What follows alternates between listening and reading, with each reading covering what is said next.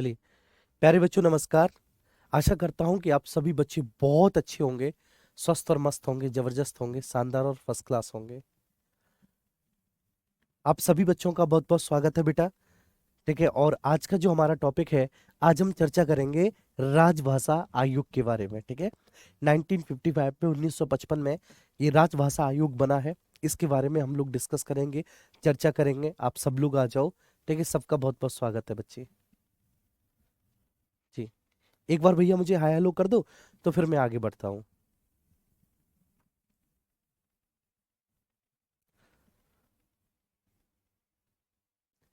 कुंती तोमर है, जय हिंद कुंती बेटा।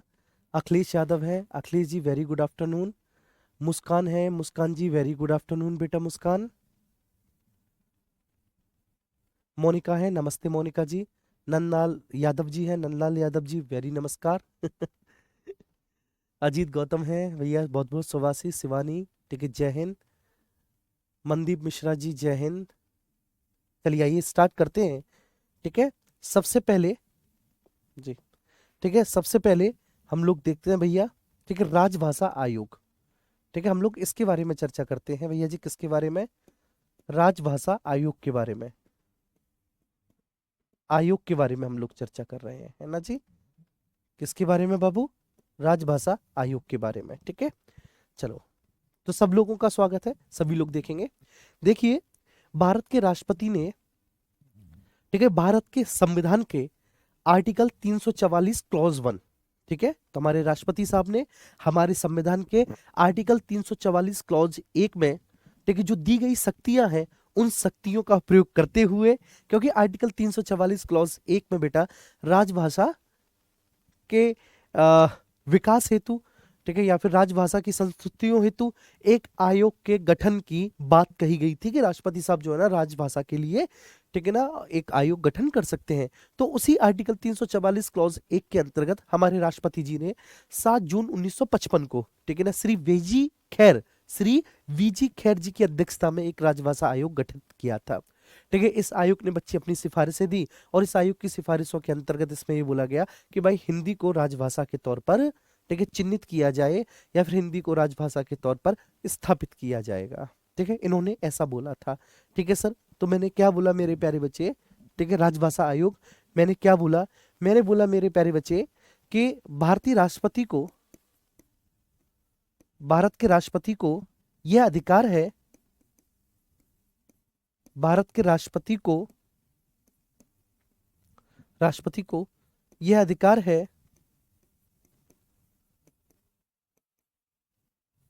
यह अधिकार है जी बच्चे। आइए, तो भारत के राष्ट्रपति को क्या अधिकार है जी? ठीक है, भारत के राष्ट्रपति को क्या अधिकार है जी? बताइए, क्या अधिकार है? तो बाबू, भारत के राष्ट्रपति को यह अधिकार है कि वह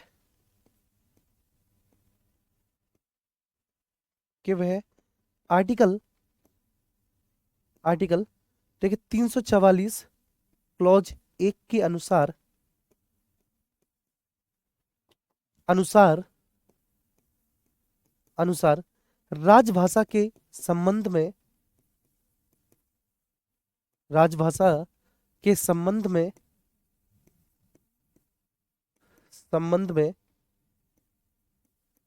संबंध में एक आयोग गठित करें। ठीक है बच्चे, एक आयोग गठित करें। मेरी बात बहुत अच्छे से समझना। भारत के राष्ट्रपति जी को यह अधिकार है कि वह आर्टिकल 344 क्लॉज 1 के अनुसार राजभाषा के संबंध में एक आयोग गठित करें। मतलब, ठीक है, राजभाषा क्या होनी चाहिए, किसको राजभाषा के तौर पर स्थापित करना चाहिए, क्योंकि अंग्रेजों के समय में तो अंग्रेजी ही थी बेटा। ठीक है, मुगलों के समय में फारसी थी। ठीक है, उनकी जो ऑफिशियल लैंग्वेज थी। ठीक है, तो मुगलों के समय में उनकी जो राजकीय भाषा थी, ठीक है, वो फारसी थी। अंग्रेजों के समय में अंग्रेजी हो गई। अब, ठीक है, जब संविधान लागू हो चुका है, तो अब हम किस भाषा को राजभाषा के तौर पर स्थापित करें, क्योंकि अब भी शासन प्रशासन में अधिकांशतः जिस भाषा का प्रयोग हो रहा है वो कौन सी है? वो अंग्रेजी है बच्चे। ठीक है, तो ध्यान रखना, 7 जून 1955 को श्री वीजी खैर जी की अध्यक्षता में एक राजभाषा आयोग गठित किया गया। कब भैया जी? 7 जून, 7 जून 1955 को 55 को श्री वीजी खैर की अध्यक्षता में,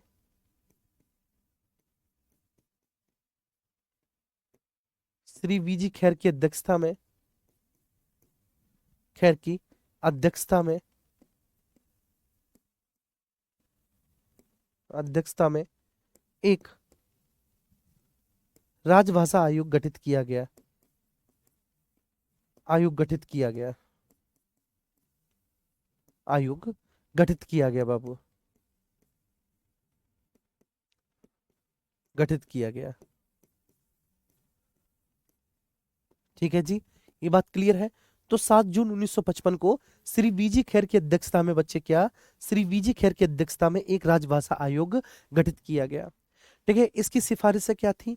तो इसकी सिफारिशें ये थी बेटा कि संघ का जितना भी सरकारी कामकाज है, ठीक है, उसके लिए हिंदी भाषा का अधिक से अधिक प्रयोग होना चाहिए। तो जो इसकी सिफारिशें थी, इस आयोग की जो सिफारिशें थी, इस आयोग की सिफारिशों में जो प्रमुख सिफारिश थी वो ये थी कि बच्चे संघ के सरकारी कामकाज में, संघ के सरकारी कामकाज में, सरकारी कामकाज में, कामकाज में अधिक से अधिक,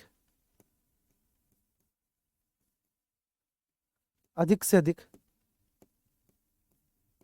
अधिक से अधिक हिंदी भाषा का प्रयोग होना चाहिए, है ना जी। तो संघ के सरकारी कामकाज में भैया ज्यादा से ज्यादा, अधिक से अधिक किसका, हिंदी भाषा का प्रयोग होना चाहिए, अधिक से अधिक हिंदी भाषा का प्रयोग होना चाहिए, हिंदी भाषा का प्रयोग होना चाहिए।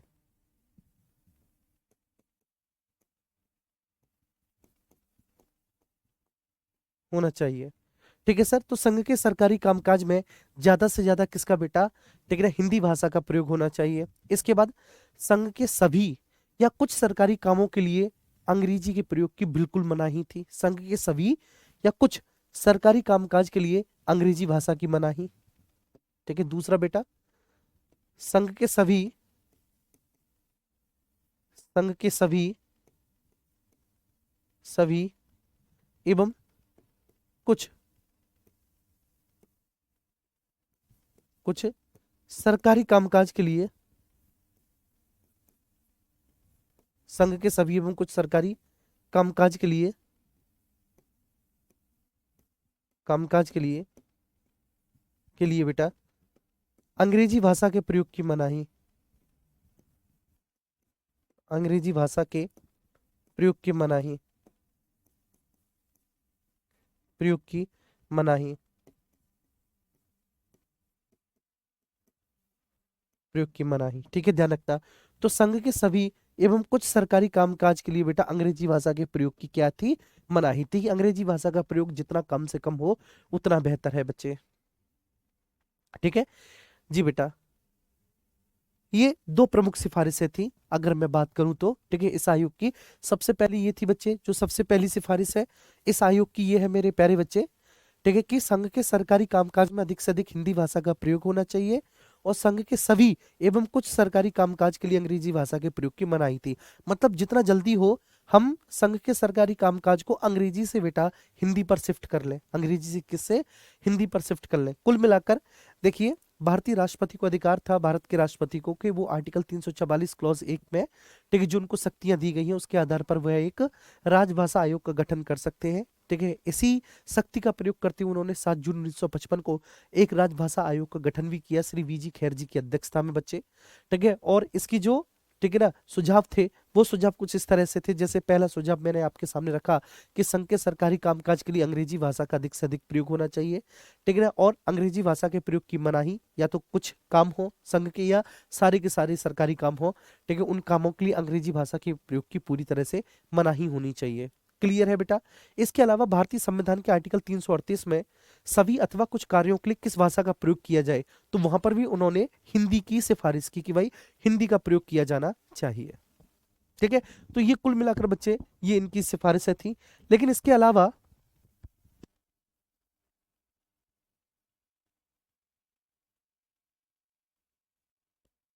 जी बेटा, लेकिन इसके अलावा इस आयोग ने एक और बात कही थी। इसने ये देखा था कि देखो हम हिंदी के प्रयोग की बात तो कर ही रहे हैं, लेकिन अगर हम हिंदी के प्रयोग की बात कर रहे हैं तो हमें ये सावधानी और बरतनी चाहिए।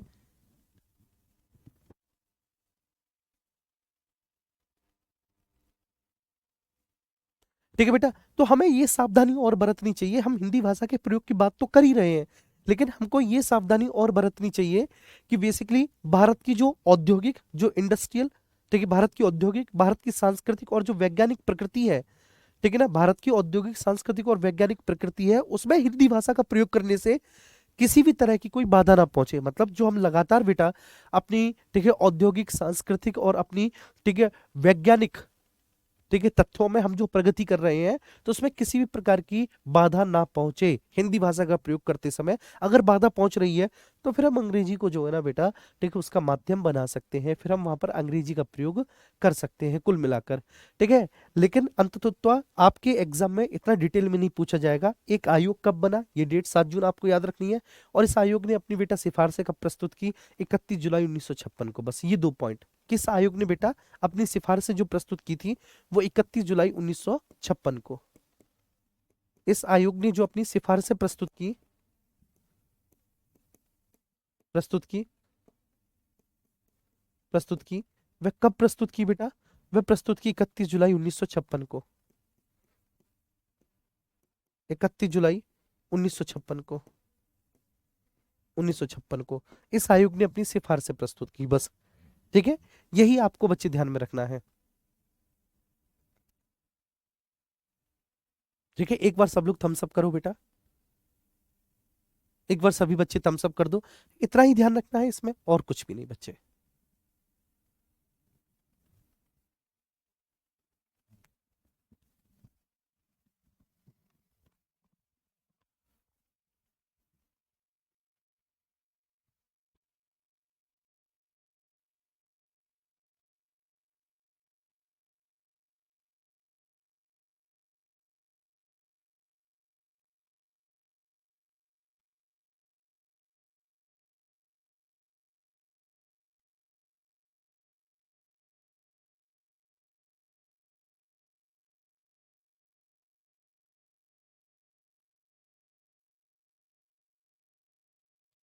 ये कह रहे हैं सर जी आज नासा के वैज्ञानिक लग रहे हैं।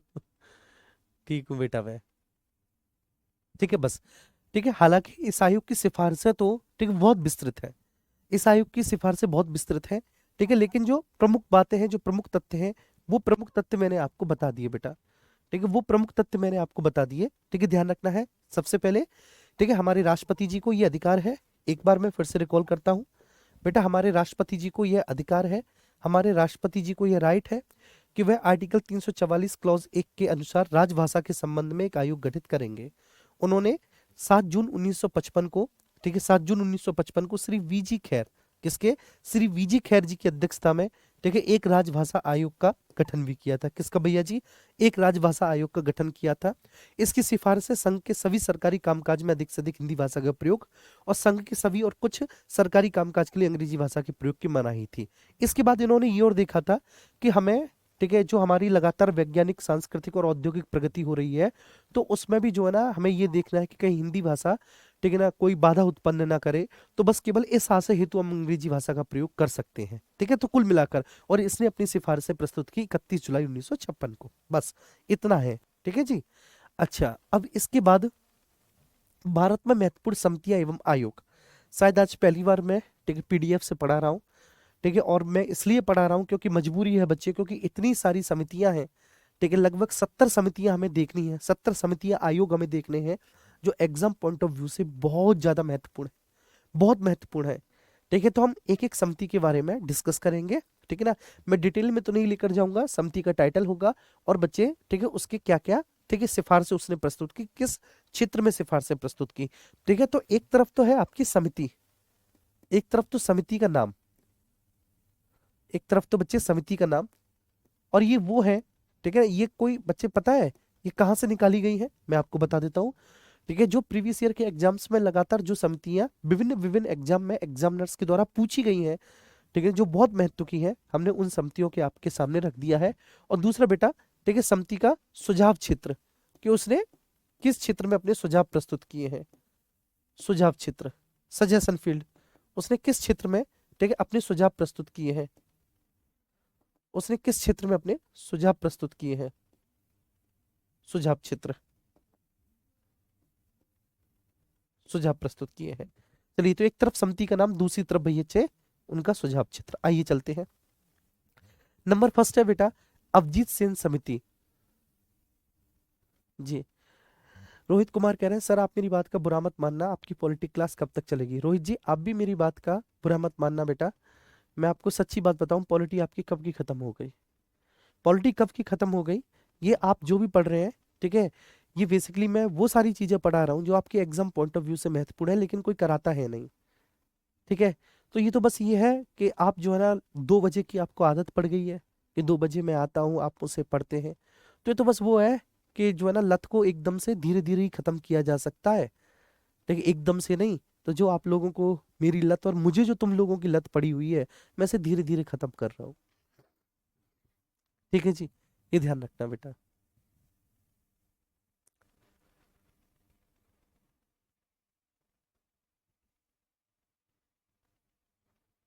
चलिए ठीक है, और इसमें जो हमारी जो एक्स्ट्रा क्लासेस ये चल रही है पॉलिटी की, ठीक है बच्चों, ये एक इस तरह से है कि आप भी ये कहोगे कि वाह सर, ठीक है, आपने हमारे लिए मेहनत की। ठीक है, आप केवल ऐसे टीचर नहीं है जिसका काम सिलेबस खत्म कराना हो, मैं वैसा टीचर नहीं हूँ जिसका काम केवल सिलेबस खत्म कराना हो। सिलेबस के बाद भी, ठीक है, जो संबंधित पहलू हैं पॉलिटी के, ठीक है, अब इसमें से अभिजीत सेन समिति बेटा किस पर है? इकोनॉमी की है। आबिद हुसैन समिति ये इकोनॉमी वाले सर, या फिर ये इकोनॉमी का पार्ट है बच्चे? बात समझ में आ रही है? ये डिफेंस का पार्ट है। अजीत कुमार समिति ये सेना के वेतनमान के लिए है। ये फिर से बच्चे आपकी इकोनॉमी की है। आईडीबीआई, ठीक है ना, आईडीबीआई बैंक का पुनर्गठन, आईडीबीआई का पुनर्गठन, अतरैया समिति, ठीक है, ये बैंकिंग पर्यवेक्षण के लिए वेसल समिति है। तो ये मेरी थोड़ी नहीं है बच्चे, आप बताओ अगर ऐसे आप कहोगे, लेकिन फिर भी ठीक है, मैं आप लोगों के हित के लिए करा रहा हूँ बच्चों।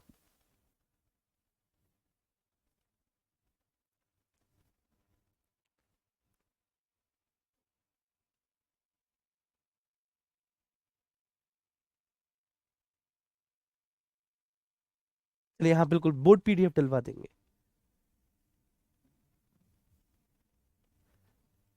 जी,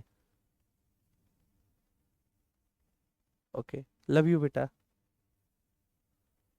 ठीक है सर, आइए सबसे पहले अभिजीत सेन समिति 2002। ये जो अभिजीत सेन समिति जो 2002 है बेटा, मेरी बात ध्यान रखना, अभिजीत सेन समिति 2002, ये जो अभिजीत सेन समिति 2002 है, यह बेसिकली दीर्घकालिक खाद्य नीति, ठीक है, फूड पॉलिसी। तो हमारी फूड पॉलिसी क्या होनी चाहिए, किस तरह की फूड पॉलिसी होनी चाहिए? तो ये फूड पॉलिसी हेतु गठन की गई समिति थी। ठीक है, दीर्घकालिक फूड पॉलिसी, तो लंबे समय के लिए हमारे भारत की फूड पॉलिसी क्या होनी चाहिए? तो बच्चे उसके लिए गठित की गई थी अभिजीत सेन समिति। तो अभिजीत सेन समिति 2002 में गठित की गई थी, और अभिजीत सेन समिति जो 2002 में गठित की गई है, इसका प्रमुख कार्य क्या है भैया जी? तो ये दीर्घकालिक खाद्य नीति, ठीक है, फूड पॉलिसी के लिए गठित की गई थी। इसके बाद आबिद हुसैन समिति, आबिद हुसैन समिति जो है बच्चे, वह लघु उद्योग पर, लघु उद्योग का मतलब होता है सर जो मैक्रो इंडस्ट्रीज है, लघु उद्योग, ये लघु उद्योग पर गठित की गई थी आबिद हुसैन समिति। ठीक है जी, ध्यान रखना। तो आबिद हुसैन समिति लघु उद्योग पर गठित की गई है। जो मैक्रो इंडस्ट्रीज होती हैं, ये मैक्रो इंडस्ट्रीज पर, ठीक है ना, मैक्रो इंडस्ट्रीज के लिए या स्मॉल इंडस्ट्रीज के लिए, आप इसको स्मॉल भी कह सकते हैं, या स्मॉल इंडस्ट्रीज के लिए ये समिति गठित की गई थी। इसके बाद अजीत कुमार समिति, ये सेना के वेतनमान के लिए, ठीक है, तो सेना के वेतनमान के लिए बेसिकली ये सैलरी, ठीक है ना, तो बेसिकली सेना के वेतनमान, मिलिट्री रिलेटेड सैलरी, तो जो मिलिट्री रिलेटेड सैलरी है उसके लिए गठित की गई थी अजीत कुमार समिति। ठीक है जी, अजीत कुमार समिति किसके लिए भैया जी? सेना के वेतनमान के लिए गठित की गई थी। इसके बाद अथरैया समिति जो है, उसके अथरैया समिति के अंतर्गत आईडीबीआई का पुनर्गठन होना था। ठीक है, आईडीबीआई कोई फुल फॉर्म बताएगा आईडीबीआई का? ठीक है, आईडीबीआई ये है बेटा industrial development bank of India. ठीक है, तो जो industrial development bank of India है आईडीबीआई, उसके पुनर्गठन हेतु हमने अथरैया समिति का गठन किया था। ठीक है, तो अथरैया समिति का गठन किया गया किसके? आईडीबीआई के पुनर्गठन हेतु। फिर वेसल समिति है, वेसल समिति बेटा बैंकिंग पर्यवेक्षण के लिए गठित की गई है। वेसल समिति किसके लिए? वेसल समिति बच्चे बैंकिंग पर्यवेक्षण के लिए, ठीक है, बैंकिंग पर्यवेक्षण के लिए वेसल समिति गठित की गई है। तो एक बार देख लीजिएगा, बेसल समिति बैंकिंग पर्यवेक्षण के लिए है। अथरैया समिति आईडीबीआई के पुनर्गठन के लिए है। अजीत कुमार समिति, ठीक है, सेना की सैलरी वेतनमान के लिए है। आबिद हुसैन समिति, ठीक है, ये स्मॉल और मैक्रो इंडस्ट्रीज के लिए है। अभिजीत सेन समिति, ये बच्चे दीर्घकालिक फूड पॉलिसी के लिए गठित की गई है। नेक्स्ट आगे, ठीक है, भूरेलाल समिति मोटर वाहन कर में वृद्धि के लिए बेटा। जो मोटर वाहन कर है, ठीक है, जो व्हीकल टैक्स लगता है, हम सब लोग जितने भी वाहन खरीदते हैं ना, ठीक है, हमारे उस वाहन पर पता है बच्चे एक टैक्स और लगता है, मोटर वाहन कर। ठीक है, ये सरकार के द्वारा लगाया जाने वाला टैक्स होता है और बड़ा भारी भरकम टैक्स होता है मोटर वाहन कर। तो उस मोटर वाहन कर में वृद्धि की जाए, इसलिए भूरेलाल समिति बनी है। आप विश्वास नहीं मानेंगे, एक 50-55 लाख की फॉर्च्यूनर जो है बच्चे, अगर उस पर सरकार टैक्स ना लगाए तो वह महज 32 से 35 लाख के बीच की रहे। आप सोच के चलिए, ठीक है, 10 लाख की कोई भी कार अगर उस पर सरकार टैक्स न लगाए तो वह लगभग 6.5 से 7 लाख तक की ही, ठीक है, मिले। लेकिन सरकार के टैक्स के लगाने के बाद, ठीक है, उसकी कीमतों में इतनी वृद्धि हो जाती है। ठीक है, तो भूरेलाल समिति, ये बच्चे मोटर वाहन कर में वृद्धि के लिए भूरेलाल समिति का गठन किया गया था। जी बच्चे, भैया पानी पिला दो ना, गर्म और वो ठंडी। हाँ, गर्म और ठंडे। चलिए, तो भूरेलाल समिति मोटर वाहन कर में वृद्धि। फिर इसके बाद the most and most important बेटा, बिमल जालान समिति। ये बिमल जालान साहब आरबीआई के पूर्व गवर्नर भी रहे हैं। ठीक है, इनका जो समिति थी बेटा, इस समिति का क्या था कि पूंजी बाजार बुनियादी ढांचे संस्थानों के कामकाज की रिपोर्ट। तो बेसिकली ये कैपिटल मार्केट से संबंधित रिपोर्ट प्रस्तुत करेगी। ये कैपिटल मार्केट से रिलेटेड, ये कैपिटल मार्केट से रिलेटेड समिति थी बच्चे। कैपिटल मार्केट से रिलेटेड समिति थी बिमल जालान समिति। किससे बच्चे? कैपिटल मार्केट से रिलेटेड थी। ठीक है, इसके बाद बच्चे ये 2018 वाली जो है, ये आरबीआई के पास मौजूदा कैपिटल रिजर्व की समीक्षा के लिए, तो ये कैपिटल रिजर्व के लिए थी। बिमल जालान, दोनों ही बिमल जालान है। ठीक है, तो बिमल जालान वाली बच्चे जो समिति है, बिमल जालान जो समिति है, ठीक है, वो एक कैपिटल मार्केट के लिए और दूसरा भारत के कैपिटल, ठीक है, रिवर्स रिजर्व के लिए, भारत के कैपिटल रिजर्व के लिए ध्यान रखना है। तो सर भारत के कैपिटल रिजर्व के लिए बिमल जालान समिति 2018, बिमल जालान समिति 2018, ठीक है, किसके लिए सर? कैपिटल रिजर्व के लिए। आरबीआई के पास मौजूदा, ठीक है, कैपिटल रिजर्व की समीक्षा के लिए बिमल जालान समिति। और बच्चे जो पहली वाली है, वो बेसिकली कैपिटल मार्केट में जो बुनियादी ढांचा संस्थान है बच्चे, उनके कामकाज की रिपोर्ट के लिए बनी थी। इसके बाद सी बाबू राजीव समिति। ये सी बाबू राजीव समिति बेटा, ठीक है, सिप एक्ट्स, ठीक है, जो आपके जलयान होते हैं, शिप एक्ट 1908 और शिप ट्रस्ट अधिनियम 1963, उससे संबंधित है। ठीक है, ध्यान रखना है। तो ये जो है बच्चे, ये आपके शिप एक्ट 1908 और शिप ट्रस्ट अधिनियम 1963, क्या? शिप ट्रस्ट अधिनियम 1963 से संबंधित है। सी बाबू राजीव समिति, सी बाबू राजीव समिति, शिप एक्ट 1908 और शिप ट्रस्ट अधिनियम 1963। ठीक है, इसमें सुधार। सी रंगराजन समिति, गरीबी रेखा के निर्धारण के लिए 2012 में मोस्ट एंड मोस्ट इंपोर्टेंट है, 2012 में सी रंगराजन समिति। ये बेटा सी रंगराजन समिति जो है वो सुरेश तेंदुलकर कमेटी के बाद बनी है। सी रंगराजन समिति, ठीक है, सुरेश तेंदुलकर समिति के बाद बनी है। सी रंगराजन समिति 2012 में बनी है गरीबी रेखा के निर्धारण के लिए। ठीक है, अभी तक की सबसे महत्वपूर्ण समिति बिमल जालान समिति और सी रंगराजन समिति है, जो आपके एग्जाम में पूछी जाती है। ठीक है, तो बिमल जालान समिति आपने देख लिया। बिमल जालान समिति एक तो सर कैपिटल मार्केट में बुनियादी ढांचे में सुधार हेतु जो संस्थान है उनकी समीक्षा के लिए। बिमल जालान समिति सर एक तो जो कैपिटल मार्केट है, कैपिटल मार्केट में, ठीक है, जो आधारभूत ढांचा है, उसका जो बुनियादी ढांचा है, उसमें सुधार हेतु जो संस्थान है उनकी समीक्षा के लिए बनी है बिमल जालान समिति। और दूसरी जो मेरा बिमल जालान समिति है सर, ठीक है, वो जो भारत का कैपिटल रिजर्व है उसकी समीक्षा करने के लिए बनी है। तो बिमल जालान समिति का जो संबंध है वो कैपिटल मार्केट के आधारभूत, ठीक है, ढांचे में, ठीक है, सुधार की समीक्षा हेतु। ठीक है, और दूसरा सर ये जो बनी है, ये किसके लिए बनी है बाबू? बिमल जालान समिति। तो दूसरी जो बनी है सर हमारे भारत के कैपिटल रिजर्व की समीक्षा के लिए। सी रंगराजन समिति 2012 में बनी है सर। क्यों बनी है सी रंगराजन समिति?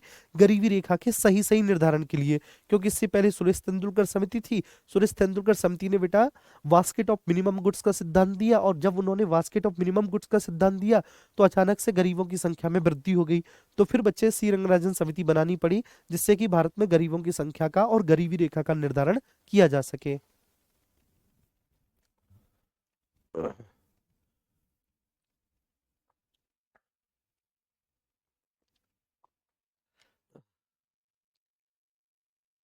चलिए ठीक है। तो सी रंगराजन समिति जो है, सी रंगराजन समिति 2012 में, सी रंगराजन समिति 2012 में यह गरीबी रेखा के निर्धारण के लिए है। सी रंगराजन समिति 2012 में, 2012 में ये भैया जी किसके लिए, ये गरीबी रेखा के निर्धारण के लिए भैया जी किसके लिए है, सी रंगराजन समिति, सी रंगराजन समिति 2012 में भैया जी ये गरीबी रेखा के निर्धारण के लिए है। ठीक है। सी बाबू राजीव समिति सिप एक्ट 1908 और सिप ट्रस्ट अधिनियम 1963 में सुधार के लिए बनी है। ठीक है। अब एक बिमल जालान समिति जो है बच्चे 2008, तो बिमल जालान समिति या कमेटी बात एक ही होती है, ये कैपिटल रिजर्व की समीक्षा के लिए, जो भारत में मौजूदा कैपिटल रिजर्व था उस समय। और एक ये जो बिमल जालान समिति है बच्चे, ये किसके लिए सर, तो ये जो पूंजी बाजार में जो बुनियादी ढांचे संस्थान है उनके कामकाज की रिपोर्ट के लिए। भूरेलाल समिति के ठीक द्वारा, भूरेलाल समिति के द्वारा भैया जी क्या हुआ, भूरेलाल समिति के द्वारा मोटर वाहन कर में वृद्धि हुई। भूरेलाल समिति के द्वारा क्या हुआ भैया जी, मेरे साथ साथ बोलेंगे, भूरेलाल समिति के द्वारा क्या हुआ, भूरेलाल समिति के द्वारा मोटर वाहन कर में क्या हुई, वृद्धि हुई। भूरेलाल समिति के द्वारा क्या हुआ, मोटर वाहन कर में वृद्धि हुई भूरेलाल समिति के द्वारा। ठीक है। आबिद हुसैन समिति बेटा लघु उद्योग पर, आबिद हुसैन समिति लघु उद्योग पर। अवजीत सेन समिति महत्वपूर्ण समिति है बच्चे दीर्घकालीन खाद्य नीति पर, ठीक है, लॉन्ग टर्म फूड पॉलिसी पर। अजीत कुमार समिति जी सेना के वेतनमान पर बनी है। अथरैया समिति सर आईडीबीआई के पुनर्गठन के लिए। और वेसल समिति बैंकिंग पर्यवेक्षण महत्वपूर्ण है, वेसल समिति भी। आइए अब इसके बाद चलते हैं बेटा चंद्रशेखर समिति, ये वेंचर कैपिटल के लिए, कैपिटल मार्केट से रिलेटेड टर्म है। ठीक है। तो चंद्रशेखर समिति जो है वो वेंचर कैपिटल के लिए बनी है। मैं फिर से बोल रहा हूं, चंद्रशेखर समिति भैया जी किसके लिए, चंद्रशेखर समिति वेंचर कैपिटल के लिए।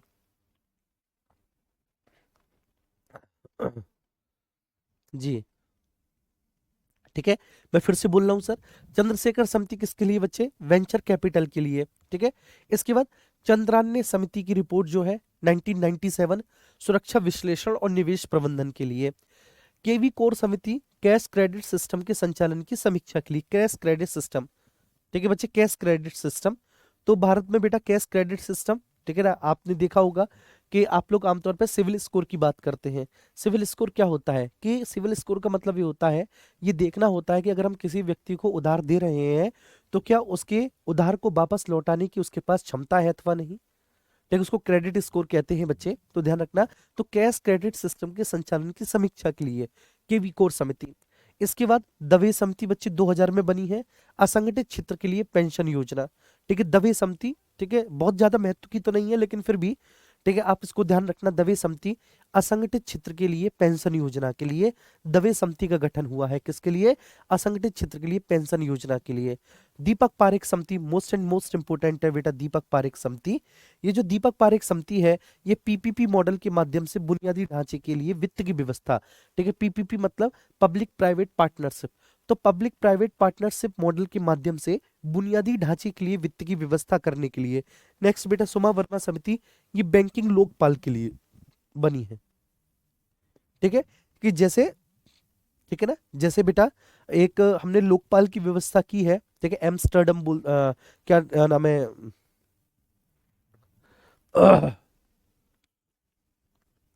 एक टर्म है मुझे याद नहीं आ रहा।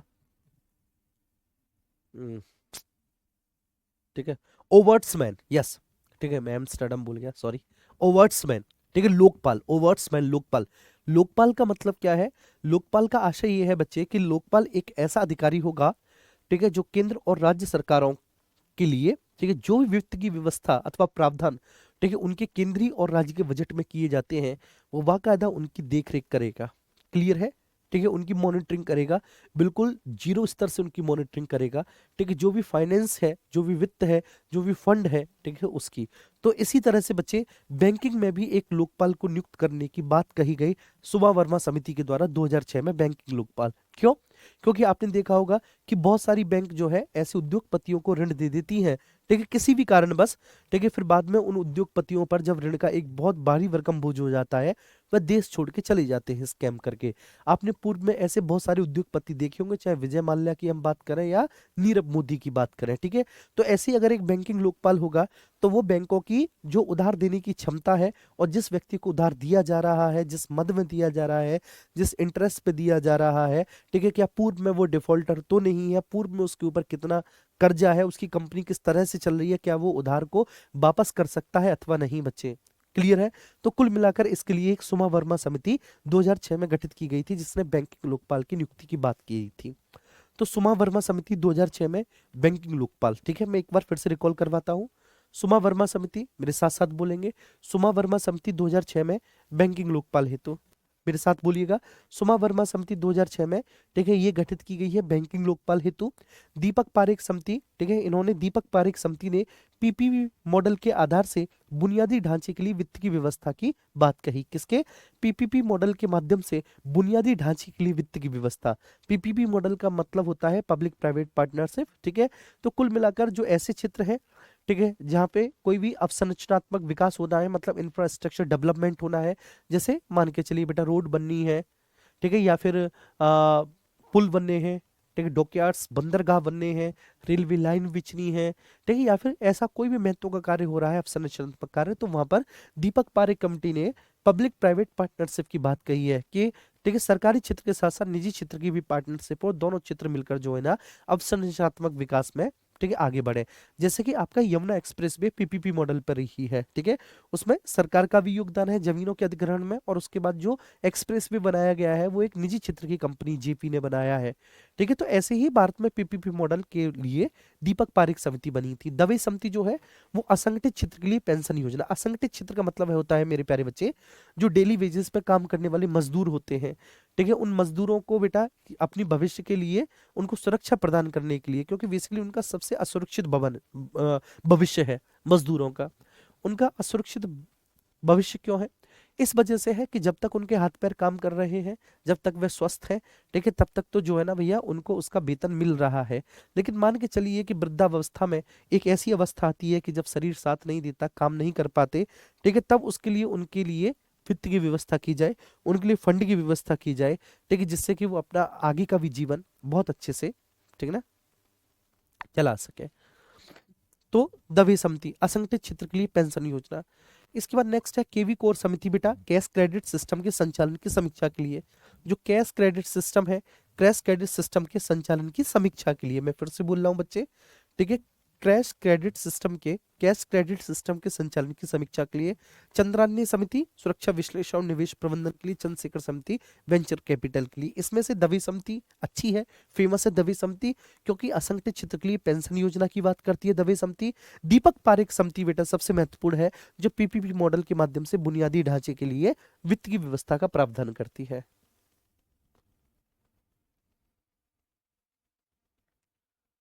ठीक है, ये बात क्लियर है। चलिए नेक्स्ट आगे चलते हैं भैया। जीवी रामकृष्ण समिति, ठीक है, ये विनिवेश पर है, ठीक है, जीवी रामकृष्ण समिति, ये समिति बेटा विनिवेश पर, किस पर? विनिवेश पर गठित हुई है जीवी रामकृष्ण समिति। फिर नेक्स्ट अगली है गोईपोरिया समिति। ये गोईपोरिया समिति जो है ये प्राथमिक सहकारी बैंकों में ग्राहक सेवा में सुधार। जो सहकारी बैंक है बेटा, जो शहरी सहकारी बैंक है, शहरी सहकारी बैंकों में ग्राहक सेवा में सुधार हेतु, मैं फिर से बोल रहा हूँ, सहकारी बैंकों में, शहरी सहकारी बैंकों में ग्राहक सेवा में सुधार हेतु, शहरी सहकारी बैंकों में, शहरी सहकारी बैंकों में बेटा ग्राहक सेवा में सुधार हेतु, ठीक है, गोईपोरिया समिति। तो सर ये जो गोईपोरिया समिति है ये शहरी सहकारी बैंकों में ग्राहक सेवा में सुधार के लिए गोईपुरिया समिति।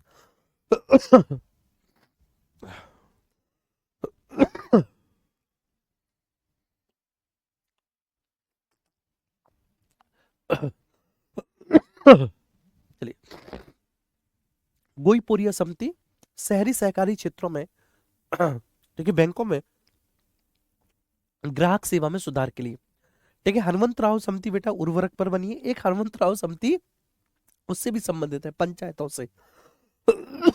एक हनुमंतराव समिति पंचायतों से भी संबंधित है, ठीक है, ध्यान रखना, एक पंचायतों से भी संबंधित है हनुमंतराव समिति, और एक बेटा उर्वरकों से भी संबंधित है, फर्टिलाइजर से भी संबंधित है। फिर इसके बाद जी आर वर्मा समिति, मोस्ट एंड मोस्ट इंपोर्टेंट बेटा, जी आर वर्मा समिति, वर्मा समिति, ठीक है। इसमें current account carry forward practice, ठीक है, current account carry forward practice, मतलब कहने का मतलब ये है कि जैसे current account carry forward practice का मतलब ये होता है, जैसे मान के चलिए कि रोड बनाने के लिए, देखिए 1,000 करोड़ रुपए का बजट आवंटित किया गया, लेकिन 800 करोड़ में ही रोड बन गया, तो जो बाकी का बचा हुआ 200 करोड़ है वो बेटा आगे की योजनाओं के लिए कैरी फॉरवर्ड कर दिया जाएगा, है ना। तो ये है, ठीक है sir, current account carry forward practices के लिए जीआर वर्मा समिति। फिर जानकी रमन समिति, ये प्रतिभूति लेन देन के लिए, प्रतिभूति आपको इकोनॉमिक्स में पढ़ाए होंगे, सिक्योरिटीज के लेन देन के लिए जानकी रमन समिति है। जे ईरानी समिति कंपनी कानून में सुधार के लिए है। मैं एक बार फिर से बताता हूं, जे ईरानी समिति कंपनी कानून में सुधार के लिए है। जे ईरानी समिति कंपनी कानून में सुधार के लिए है। जे ईरानी समिति कंपनी कानून में सुधार के लिए है। फिर से बोल रहा हूं, जे ईरानी समिति कंपनी कानून में सुधार के लिए है, ठीक है। जानकी रमन समिति प्रतिभूति लेन देन के लिए है। जानकी रमन समिति प्रतिभूति लेन देन के लिए है। जे आर वर्मा, ठीक है, मतलब मोस्ट इंपोर्टेंट कमेटी है बेटा, ठीक है। जे आर वर्मा समिति current account carry forward practice के लिए, जे आर वर्मा समिति sir current account carry forward practice के लिए है, current account carry forward practice के लिए है, ठीक है सर। जे आर वर्मा समिति, जे आर वर्मा समिति किसके लिए, current account carry forward practice के लिए है, जी आर वर्मा समिति। फिर से बोल रहा हूँ, जी आर वर्मा समिति current account carry forward practice के लिए है, current account carry forward practice के लिए जी आर वर्मा है। जानकी रमन समिति प्रतिभूति लेन देन के लिए है, जानकी रमन समिति प्रतिभूति लेन देन के लिए है, जानकी रमन समिति। जे ईरानी समिति कंपनी कानून सुधार के लिए है, किसके लिए है सर, कंपनी कानून सुधार के लिए, कंपनी कानून सुधार के लिए क्या है, ठीक है, जे ईरानी समिति है। हनुमंतराव समिति सर उर्वरक ऑब्लिक पंचायतों के लिए है, हनुमंतराव समिति। गुईपोरिया समिति, ठीक है, शहरी जो सहकारी बैंक है ग्राहक सेवा में सुधार के लिए है, गुईपोरिया, ठीक है, महत्वपूर्ण है गुईपोरिया भी। और जीवी रामकृष्ण समिति विनिवेश पर है। नेक्स्ट आगे चलते हैं, आगे चलते हैं बेटा।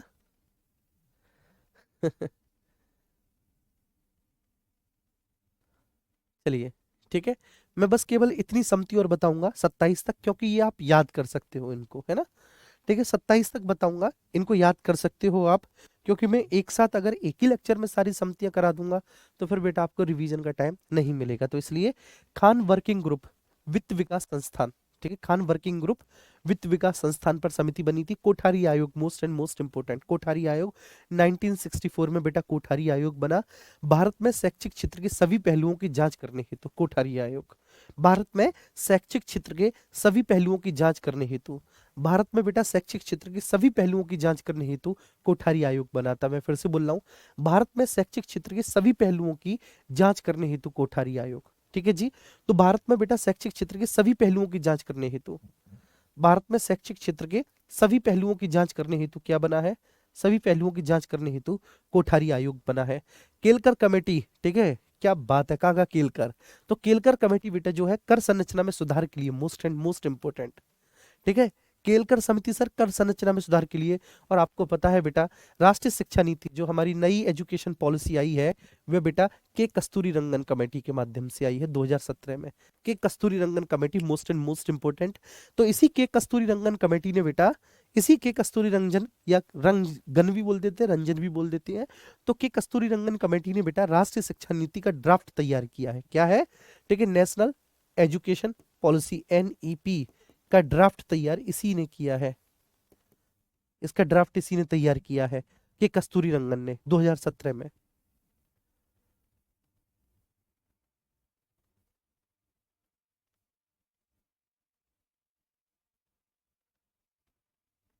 हाँ, आने की संभावना है बेटा, तभी तो पढ़ा रहे हैं, ठीक है, आने की संभावना है तभी तो पढ़ा रहे हैं। जिन पे मैं क्लिक करा रहा हूँ वास्तव में आप देखेंगे जब प्रीवियस ईयर में तो ये समितियां पूछी गई हैं। हालांकि इनमें से मोस्टली समितियां तो आपकी इकोनॉमी से संबंधित है, लेकिन मैं इनको मैं करा रहा हूँ, ठीक है जी। जी, और आपको पता है पहली बार जब से बैच चला है मैंने पहली बार PPT का यूज किया है, वो भी इसलिए क्योंकि ठीक है एक हेल्प मिल जाएगी, क्योंकि हर एक समिति को लिखूंगा उससे आगे उसकी सिफारिश से लिखूंगा तो उसमें बहुत टाइम जाया होगा, बहुत ज्यादा टाइम, ठीक है। फिर केसी चक्रवर्ती समिति, केसी चक्रवर्ती समिति जो है भारत में क्षेत्रीय ग्रामीण बैंकों की वित्तीय स्थिति का विश्लेषण करने के लिए, ठीक है सर।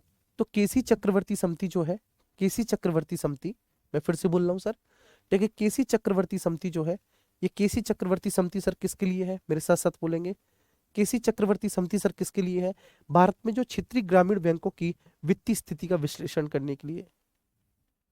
भारत में क्षेत्रीय ग्रामीण बैंकों की वित्तीय स्थिति का विश्लेषण करने के लिए, भारत में क्षेत्रीय ग्रामीण बैंकों की वित्तीय स्थिति का विश्लेषण करने के लिए केसी चक्रवर्ती समिति है, ठीक है। तो जो क्षेत्रीय ग्रामीण बैंकों की वित्तीय स्थिति का, ठीक है, वो करने के लिए, विश्लेषण करने के लिए केसी चक्रवर्ती समिति है बच्चे, केसी। और जो शहरी सहकारी बैंक है उनमें ग्राहक सेवा के सुधार के लिए गुइपोरिया समिति है। तो शहरी सहकारी बैंकों में है, अब इसमें कंफ्यूजन नहीं होना आपको, शहरी सहकारी बैंकों में, शहरी सहकारी बैंकों में ग्राहक सेवा में सुधार के लिए, फिर से सुनिए, शहरी सहकारी बैंकों में ग्राहक सेवा में सुधार के लिए गुइपोरिया, ठीक है जी।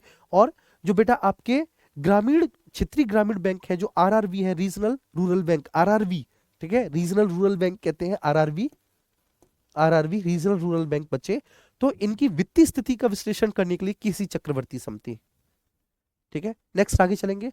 खुसरो समिति कृषि ऋण प्रणाली के लिए है। खुसरो समिति बच्चे किसके लिए है? कृषि ऋण प्रणाली के लिए खुसरो समिति, खुसरो समिति कृषि ऋण प्रणाली के लिए है। कुमार मंगलम बर्नाल रिपोर्ट बच्चे, ये कॉर्पोरेट गवर्नेंस के लिए है, कॉर्पोरेट गवर्नेंस के लिए।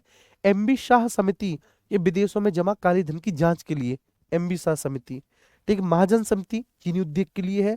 मालेगांव समिति प्राथमिक बाजार में सुधार और यूटीआई के पुनर्गठन के लिए है। मल्होत्रा समिति बेटा बीमा क्षेत्र की व्यापक रूपरेखा प्रस्तुत करने के लिए है जी बेटा। हाँ जी बिल्कुल, बिल्कुल अभिषेक गौतम,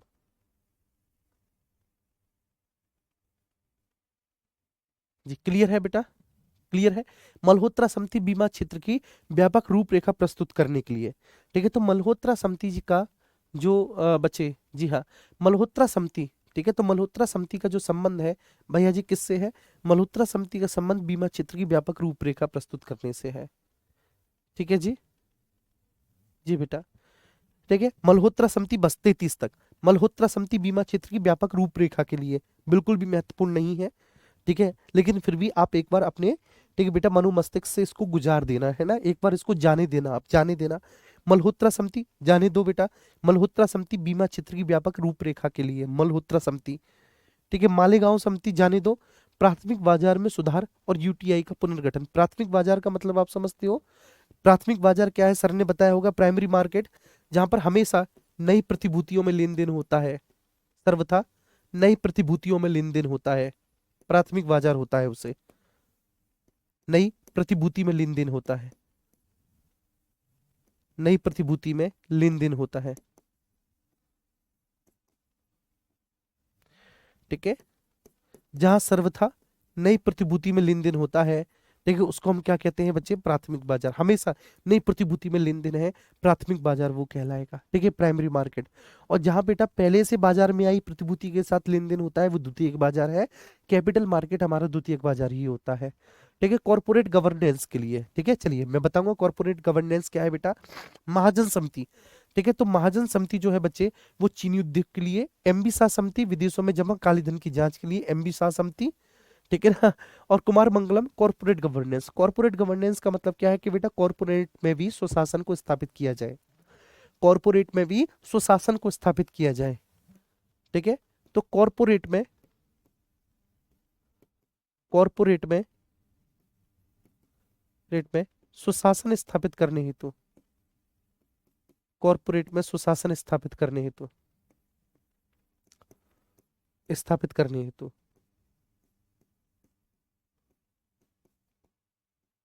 करने हेतु खुसरो समिति, ठीक है, कृषि ऋण प्रणाली के लिए।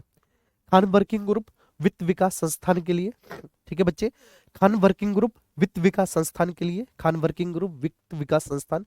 अभी जो कोठारी आयोग है बच्चे, कोठारी आयोग 1964, कोठारी आयोग, ये भारत में शैक्षिक क्षेत्र के सभी पहलुओं की जांच करने के लिए है, ठीक है, मोस्ट इंपोर्टेंट है, ठीक है। ये केलकर समिति बच्चे, विजय केलकर कमेटी है, ये कर संरचना में सुधार के लिए है, कर संरचना में सुधार के लिए है, ठीक है, ये समिति। के कस्तूरी रंगन समिति है, राष्ट्रीय शिक्षा नीति का मसौदा बेटा इसी ने तैयार किया है। केसी चक्रवर्ती, क्षेत्रीय ग्रामीण बैंकों की वित्तीय स्थिति, आरआरबी का, ठीक है ना। गोईपोरिया समिति, प्राथमिक सहकारी बैंकों का। हनुमंतराव समिति, पंचायत और उर्वरक से है। जीआर वर्मा समिति, current account carry forward. Janaki Raman, प्रतिभूति लेन देन। जे ईरानी, कंपनी कानून सुधार। जीवी रामकृष्ण समिति, विनेश पर है, ठीक है सर। इसके बाद दीपक पारेख, मोस्ट इंपोर्टेंट है, पीपीपी मॉडल के माध्यम से बेटा, ठीक है, आधारिक संरचना का विकास करना, मतलब निवेश लेना, पीपीपी मॉडल के आधार पर इन्वेस्टमेंट लेना। सुमा वर्मा, बैंकिंग लोकपाल, ठीक है। दवे समिति, असंगठित क्षेत्र के लिए पेंशन योजना, महत्वपूर्ण है। ठीक, KV core committee, crash credit system की जांच के लिए, बच्चे संचालन के लिए। चंद्रान्य समिति, सुरक्षा विश्लेषण और निवेश प्रबंधन के लिए। चंद्रशेखर समिति, वेंचर कैपिटल के लिए, चंद्रशेखर समिति। सी रंगराजन, मोस्ट इंपोर्टेंट है, गरीबी रेखा की जांच करने के लिए, इससे पहले सुरेश तेंदुलकर थी। सी बाबू राजीव, सिप एक्ट के लिए। बिमल जालान, एक बिमल जालान बेटा कैपिटल मार्केट के लिए, एक कैपिटल रिजर्व के लिए। भूरेलाल बेटा, मोटर वाहन कर में वृद्धि। वेसल समिति, बैंकिंग पर्यवेक्षण के लिए, महत्वपूर्ण है वेसल समिति, बैंकिंग पर्यवेक्षण के लिए।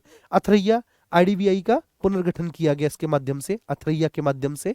अभिजीत सेन बेटा, ठीक है, इसके माध्यम से दीर्घकालिक फूड पॉलिसी बनाई। आबिद हुसैन, लघु उद्योग पर है। और अजीत कुमार समिति, ठीक है, सेना के वेतनमान पर है, सेना के वेतनमान पर है, वेतनमान पर है।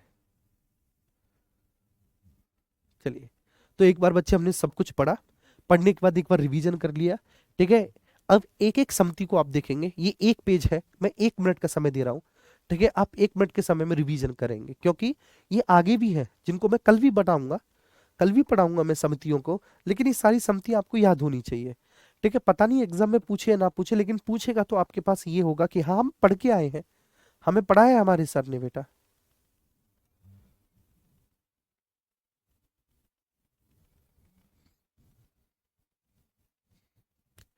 ठीक है सर।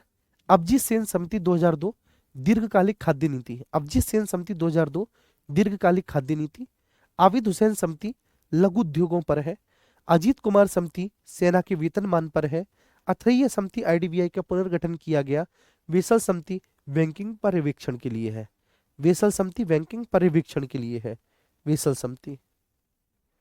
भूरेलाल, मोटर वाहन कर में वृद्धि। Bimal Jalan, capital market. Bimal Jalan, capital reserve की समीक्षा के लिए। सी बाबू राजीव समिति, सिप एक्ट 1908 और सिप ट्रस्ट अधिनियम 1963 में सुधार के लिए। सी रंगराजन समिति बेटा, गरीबी रेखा के निर्धारण के लिए। चंद्रशेखर समिति, वेंचर कैपिटल के लिए। चंद्रान्य समिति बेटा, सुरक्षा विश्लेषण और निवेश प्रबंधन के लिए। केबी कोर समिति, कैश क्रेडिट सिस्टम के संचालन की समीक्षा के लिए। दवे समिति, असंगठित क्षेत्र के लिए पेंशन योजना के लिए। दीपक पारेख समिति, पीपीपी मॉडल के माध्यम से बुनियादी ढांचे की वित्त व्यवस्था के लिए। सुमा वर्मा समिति, बैंकिंग लोकपाल के लिए, किसके, बैंकिंग लोकपाल के लिए, ठीक है। जीवी रामकृष्ण समिति, ठीक है ना, विनिवेश पर। गोईपोरिया, प्राथमिक सहकारी बैंकों में। हनुमंतराव समिति, उर्वरक पंचायतों में। मैंने कितनी बार तो समझा दिया बेटा, ठीक है। Okay, bye bye, love you.